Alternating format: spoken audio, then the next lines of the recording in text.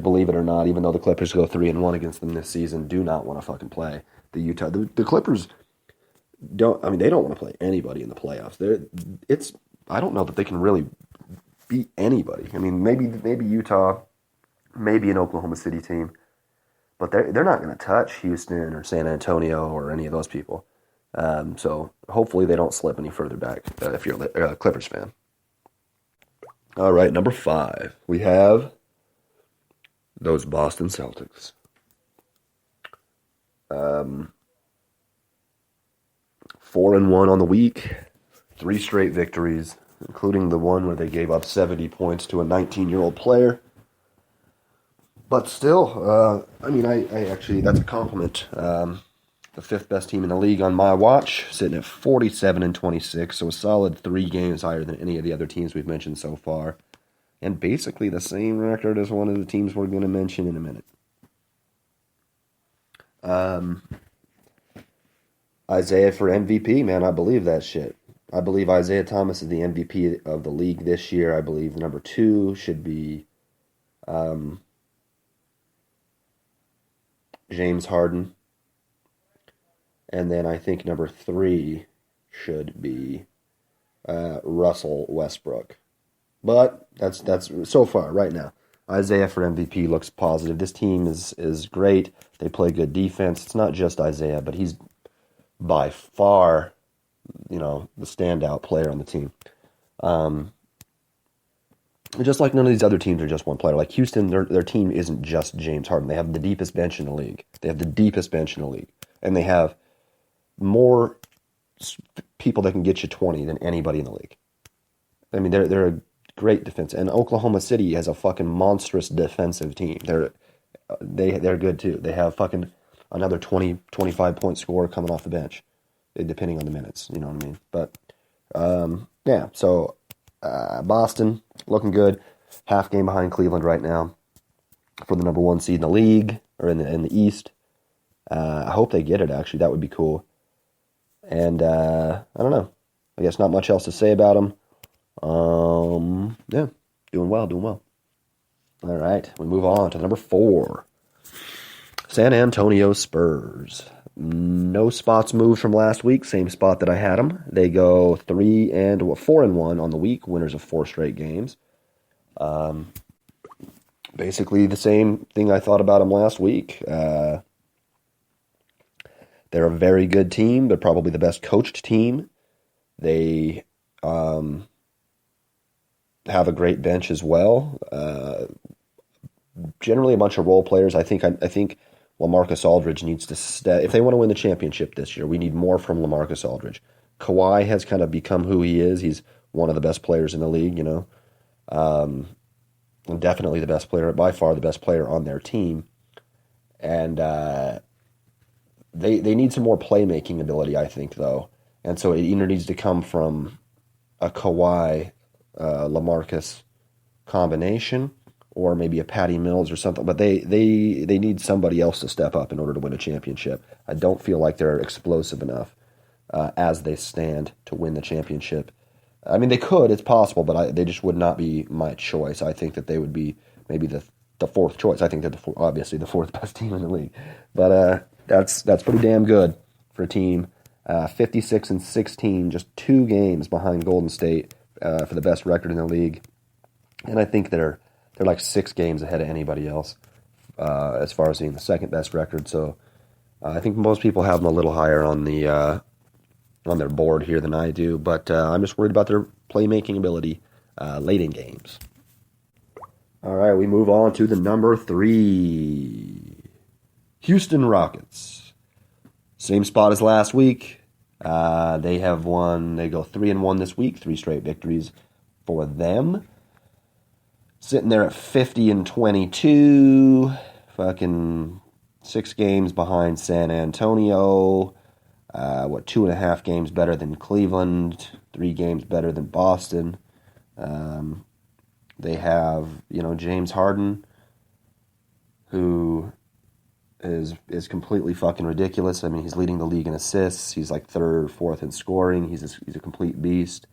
Arguably the best player in the league. I would say it's either him, Russ, LeBron, Kevin Durant. That's probably who I would put there. Maybe Kawhi. But, yeah, fucking great player. Great team. Lou Williams off the bench, Eric Gordon off the bench. Both of those people. One of those players is going to get the Sixth Man Award. It just kind of depends on which one. Lou Williams obviously spent the majority of the year with the Lakes. Just a great bench, man. Fucking an A off the bench. They got some fucking pieces, man. Fucking Ryan Anderson and shit. I guess he's not going to play today, but they have a lot of motherfucking pieces in Houston. Explosive, shoot the three, great scheme, highest scoring team in the league. Not a great defensive team, but nobody can keep up with them. It seems to kind of be the thing that won Golden State a championship a year ago, and I don't know. We'll see how it works out for them. I think they're the third best team in the league right now. And we move on to the number 2 seed, Cleveland Cavaliers, down 1 spot from last week. They go 3-2 this week, winners of 1 game in a row. Haven't looked like themselves. 3-3 this week, actually. Losers of 1 straight. Haven't looked like themselves. Got beat pretty badly at home by the Wiz last night. As we already talked about. Had just a rough overall week, losing games they shouldn't have lost. They'll be playing at the Spurs on Monday, tomorrow night, so that'll be fucking awesome on TNT. I'll definitely be interested in watching that. But yeah, just not being not the team that you would expect to see. Just losing, they're like a 500 basketball team the last 20 games. You know what I mean? Which is crazy. I didn't see this coming. I don't think anybody saw this coming, especially after they had acquired all those pieces and shit like that. It's just really disappointing for the Cleveland Cavaliers. I still think they have the most talented roster in the league. They're the defending champions. They have the best player in the league, LeBron. They're winners. LeBron has 3 championships. So I have them at the number 2 seed. I just have a lot of worry about them. Honestly, this isn't great. They're sitting here, 47-25, a half game better than Boston.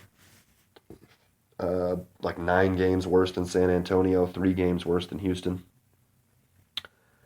But I still have them at the number 2 seed. And I had them at the number 1 last week, so I do believe in them. I just need to see. I don't know. They'll have to return to form. They'll have to dominate. I hope that it's one of those we can cruise into the playoffs ish, and just try to win meaningful games. LeBron isn't getting younger, and Kevin Love hasn't looked fantastic since he's got back either. I will say. All right, but we move on. I think you can all guess who the number 1 team is. The Golden State Warriors. 6 straight wins. They go 5-0 last week. 58-14. That would be 2 games ahead of San Antonio, 8 games ahead of Houston. Kind of catching their stride again without Kevin Durant. Steph Curry's 3-point shooting has picked up. I think he was 27% when they were losing in that little 5-7 stint. And then I think in the past 6 games, their winning streak, he's 45% or something like that. So he's back up to a Steph Curry-like percentage. They look really, really good, and especially if you think that they're going to be getting, which they are, Kevin Durant back. I guess some news came that he might be back actually before the end of the season. It's looking a little bit more optimistic than they were when the injury happened. You got to think that they're the favorites to win the championship. They look good. They could lose to Cleveland. They could lose to Houston. They could lose to San Antonio. Other than that, probably not anybody. They're just a fantastic team. They shoot the ball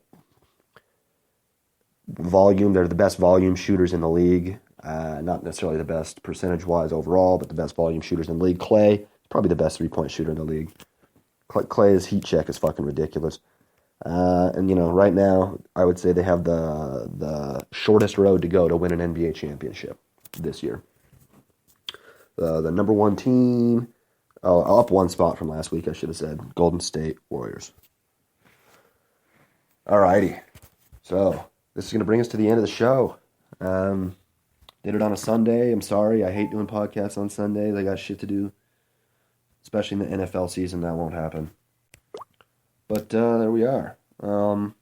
I'll be coming back tomorrow with the Daily Wager again. It's been going pretty well. It's probably one of the more popular things I've been doing, and probably the more successful.